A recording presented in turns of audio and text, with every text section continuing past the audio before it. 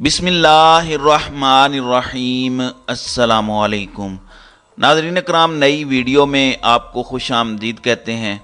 ایک اور قربانی کی خبر ہے، اور چونکہ آج کل روزانہ خبریں یہی آتی ہیں کہ جناب وہ شخص چھوڑ کے جا رہا ہے، اس شخص کو ڈسکوالیفائی کرایا جا رہا ہے یا اس شخص کو گرفتار کیا گیا ہے، اندازہ اس بات سے لگائیں کہ آج پاکستان تحریک انصاف کی ایک سابق MNA حج کے لیے جا رہی تھیں، اور موجودہ حکومت کو یہ بات بھی برداشت نہیں ہے کہ وہ حج پر کیسے جا رہی ہیں، تو عظمیٰ ریاض کو حج پر جانے سے روک دیا گیا ہے کہ کہیں ایسا نہ ہو کہ وہ باہر چلی جائیں اور تحریک انصاف کے جو لوگ چھوڑنے والے ہیں کہیں وہ سعودی عرب میں حج کے دوران بیٹھ کے الیکشن نہ لڑ لیں، تو ان کو وہاں پہ جانے سے روک دیا گیا ہے۔ پھر ناظرین کرام، میں نے کل آپ کو بتایا تھا کہ خبریں چلائی جا رہی ہیں پرویز خٹک کے حوالے سے، تو انہوں نے اپنے فیس بک اکاؤنٹ پر لکھا، لیکن سماع نیوز جو علیم خان کا چینل ہے وہ آج بھی خبریں چلا رہا ہے، اور اس دوران ایک بار پھر پرویز خٹک نے آج اپنے آفیشیل ٹویٹر اکاؤنٹ پر لکھا ہے کہ I want to make it clear that I have no intention of affiliating with any other political party, nor have I had with Jahangir Khan Tareen. The ongoing news circulating media about me is unfounded and is completely false. یعنی ان کے مطابق یہ جو جہانگیر ترین سے ملے ہیں، اور نہ ہی وہ ملے ہیں اور نہ ہی وہ ان کی پارٹی کا کوئی حصہ بننے جا رہے ہیں، اور اس قسم کی ساری خبریں مکمل طور پر جھوٹی اور بے بنیاد ہیں۔ لیکن ظاہر ہے کہ پاکستان کے اندر آج کل کوئی بھی ایسی خبر آئے تو وہ ناقابل یقین نہیں لگتی، کیونکہ کوشش تو یہی ہے کہ ہر کسی کو توڑ لیا جائے اور نیا کھیل شروع کیا جائے۔ اب میں ایک اور خبر دے کر قربانی والی خبر کی طرف آتا ہوں۔ آج میں نے آپ کو بتایا تھا کہ رات کو عمران خان اور شاہ محمود قریشی کی ملاقات ہوئی، لیکن میڈیا اس کو رپورٹ نہیں کر رہا۔ اب میڈیا نے اس کو باقاعدہ رپورٹ کرنا شروع کر دیا ہے، اور جیو نے لکھا ہے کہ شاہ محمود قریشی کی عمران خان سے دوبارہ ملاقات، کارکنوں کی رہائی کے اقدامات پر تبادلہ خیال۔ تو اس کا مطلب یہ ہے کہ جو خبر ہم نے آپ کو بتائی تھی وہ درست ثابت ہوئی ہے اور ملاقات ہوئی ہے، اور یہ جواب مل گیا ہے ان کو جو کہتے تھے کہ عمران خان اور شاہ محمود قریشی میں لڑائی ہوئی ہے، تلخ جملوں کا تبادلہ ہوا ہے اور شاہ محمود قریشی مایوس ہو کر چلے گئے ہیں۔ تو ان کو یقینی طور پر جواب مل گیا ہوگا کہ ان کی ملاقات کیسے ہوئی، اور عمران خان خود بھی اس کا بتا چکے تھے، لیکن چلیں مزید تسلی ہو گئی۔ اب ناظرین کرام، جو میں قربانی کی بات کر رہا ہوں، پاکستان تحریک انصاف کی سب سے پہلے وفاق میں حکومت ختم ہوئی جو پچھلے سال اپریل میں ہوئی۔ اس کے بعد تحریک انصاف نے پنجاب اور خیبر پختونخوا کی حکومت خود ختم کر دی، اور انہوں نے الیکشنز کے لیے خود اسمبلیاں تحلیل کی، لیکن الیکشنز نہیں ہوئے۔ اس کے بعد ہم نے آزاد کشمیر کے اندر دیکھا، وہاں پر سردار تنویر الیاس ڈسکوالیفائی ہوئے، اور ان کی ڈسکوالیفیکیشن کے بعد تحریک انصاف آزاد کشمیر میں تتر بتر ہو گئی، اور وہاں بھی ان کی حکومت ختم ہو گئی۔ اب آپ نے حال ہی میں باغ کا الیکشن دیکھا۔ ظاہر ہے جب آپ کمپین نہیں کرنے دیں گے، لوگوں کو فریلی موو نہیں کرنے دیں گے، تو پھر آپ کہہ بھی دیں کہ تحریک انصاف کا ووٹ کم ہے تو وہ کچھ امپیکٹ ڈالنے والی بات نہیں ہے۔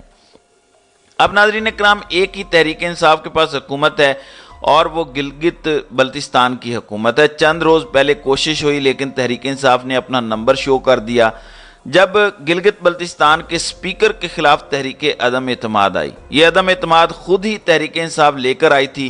اس کی وجہ یہ تھی کہ اڑھائی سال 2 سپیکر رہیں گے، اس حوالے سے معاہدہ تھا، لیکن جب وہ صاحب استعفیٰ دینے سے انکاری ہو گئے تو پھر پاکستان تحریک انصاف ان کے خلاف تحریک عدم اعتماد لے آئی، اور وہ تحریک عدم اعتماد کامیاب ہوئی، اور انہوں نے سپیکر کو اپنے عہدے سے ہٹا دیا۔ اس کے بعد اب گلگت بلتستان کے وزیر اعلیٰ کے حوالے سے خبریں ہیں، اور خالد خورشید آپ جانتے ہیں کہ وہ عمران خان کے ساتھ ہیں، اور ایون ان کے ہاؤس اریسٹ کی خبریں بھی آئیں۔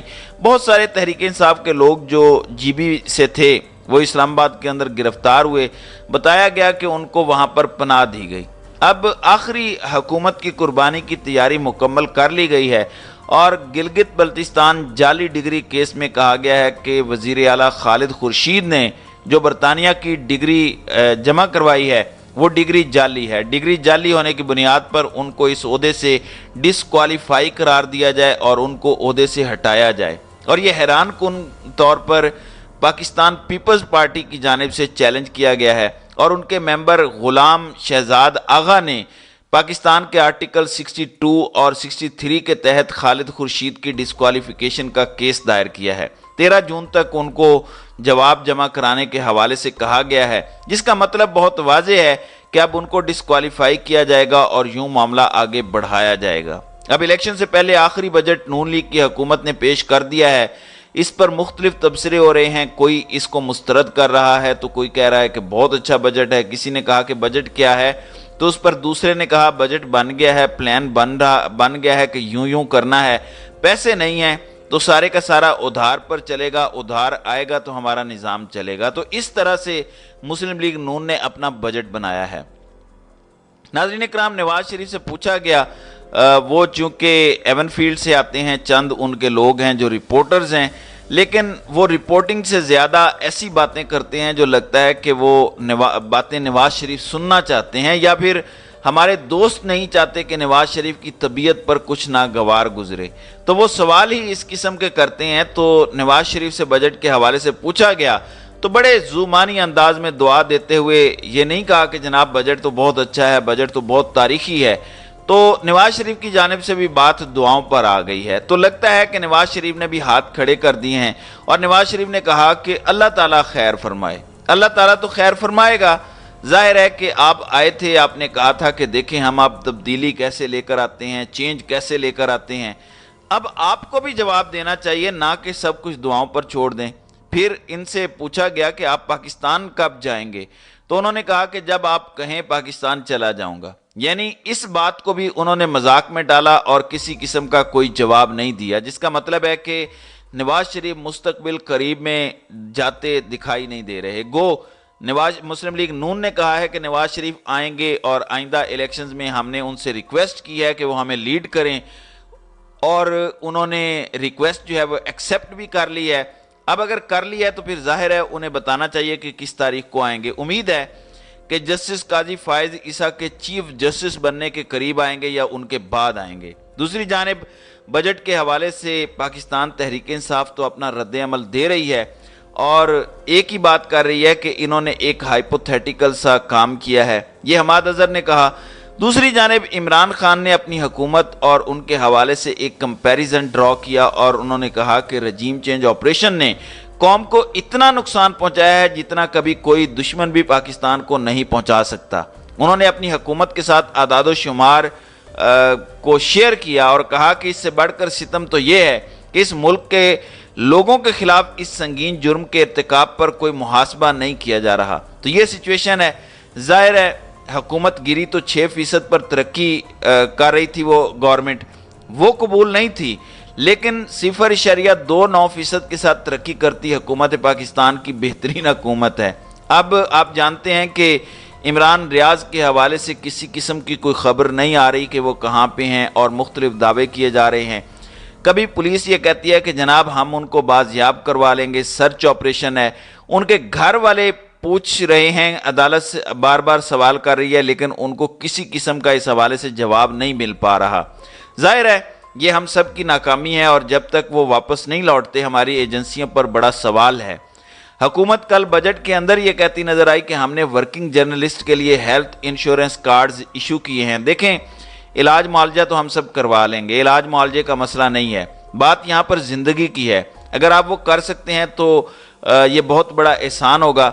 लेकिन वो गवर्नमेंट जो कहती है कि इमरान रियाज तो सहाफ़ी नहीं है, उनसे खैर की तवक्को करना या ये समझना कि वो कोई मदद करेंगे या कोई बेहतरीन रास्ता निकालेंगे, मेरे ख्याल से ये अपने आप को धोखा देने वाली बात है। 1 महीना हो गया है एंकर इमरान रियाज को लापता हुए और अभी तक उनके मुतालिक किसी किस्म का कोई क्लू नहीं मिल रहा कि वो कहाँ पर हैं और किस हाल में हैं। तो नाज़रीन कराम, आपकी इस वीडियो के हवाले से क्या राय है? आप अपनी राय का इजहार कमेंट सेक्शन में ज़रूर कीजिएगा।